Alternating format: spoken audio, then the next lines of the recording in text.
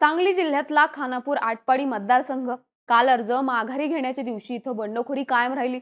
शिंदे गटाकडून खानापूर आटपाडीतून सुहास बाबर मैदानात आहेत, त्यांच्या विरोधात शरद पवारांच्या राष्ट्रवादीकडून वैभव पाटील मैदानात उतरलेत।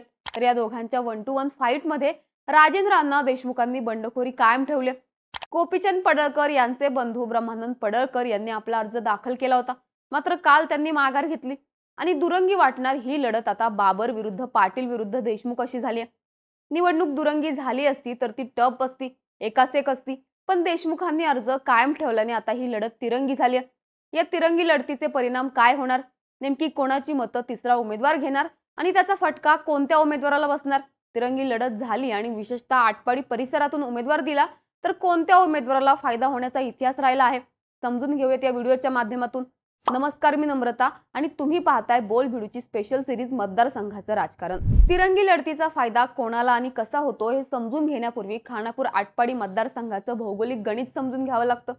या मतदारसंघात सांगली जिल्ह्यातल्या 3 तालुक्यांचा समावेश होतो। विटा शहरासह खानापूर तालुका, आटपाडी शहरासह आटपाडी तालुका आणि तासगाव तालुक्यातील विसापूर महसूल गावांचा समावेश या मतदारसंघात होतो। यापैकी खानापूर तालुक्याचं महत्त्वाचं गाव म्हणजे विटा। विटा शहराच्या पंचक्रोशीत बाबर गटाची सत्ता। खानापूर तालुका हा बाबर गटाचा प्रभाव असणारा तालुका। आटपाडीत मात्र देशमुख, तानाजी पाटील, पडळकर असे वेगवेगळे गट। यामध्ये देशमुखांचा गट हा जुना आणि प्रभावी राजकारण करणारा गट, तर विसापूर सर्कल हा नावाला खानापूर आटपाडी मतदारसंघात मात्र इथल्या मतांची बेरीज काका आबांच्या गटागटाच्या राजकारणातून होणारी। आता तिरंगी लढतीत कोणत्या भागातून कोणता उमेदवार मैदानात येतो, तो कोणत्या गटाची मतं घेतो यावर बरीच गणितं अवलंबून असतात। त्यासाठी 2009 ची मतदारसंघ पुनर्रचनेनंतरची पहिली निवडणूक कशी झाली होती ते समजून घेऊयात। तर 2009 साली या मतदारसंघातून काँग्रेसच्या तिकिटावर सदाशिव पाटील उभा होते। ते गांधी टोपी घालत, तर त्यांच्या समोर अपक्ष म्हणून अनिल बाबर यांनी आव्हान निर्माण केलं होतं। याच काळात आटपाडी परिसरातून गोपीचंद पडळकरांची हवा तयार झाली होती। पडळकरांच्या मागे दुष्काळी पट्ट्यातील धनगर समाजातील तरुण मोठ्या प्रमाणात एकत्र झाले होते। 2009 चा निकाल लागला तेव्हा अनिल बाबरांचा 2989 मतांच्या फरकाने पराभव झाला होता।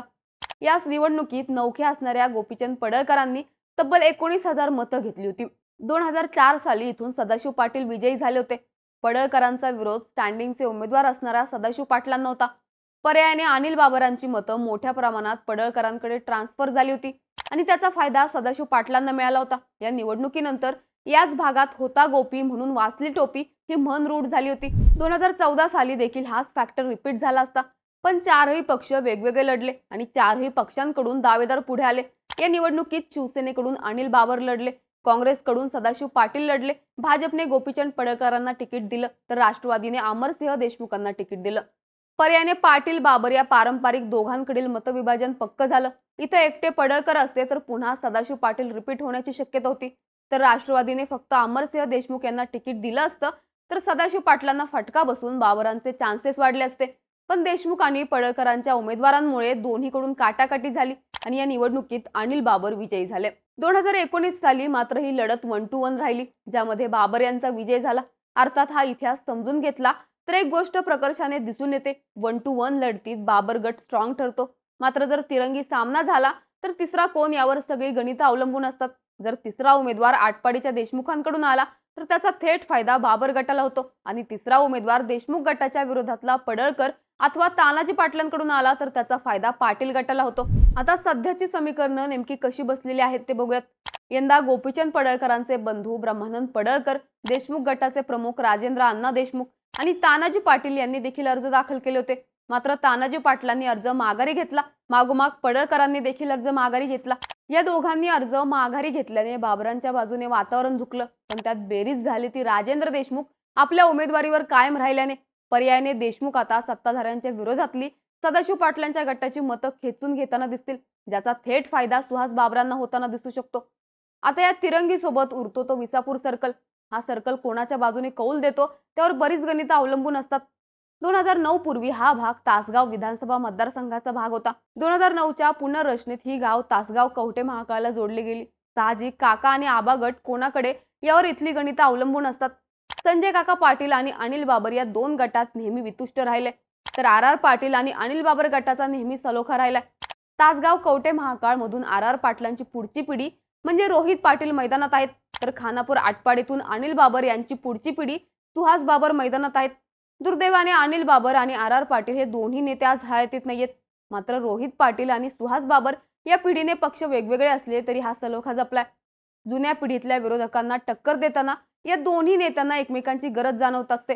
पर्यायाने तासगाव कवठे महाकाळमध्ये आर आर पाटलांचं झालेलं वातावरण विट्यात बाबरांच्या म्हणजेच धनुष्यबाणाच्या पथ्यावर पडताना दिसतं. काही दिवसांपूर्वी तासगावमध्ये आर आर पाटलांवर अजित पवारांनी टीका केली.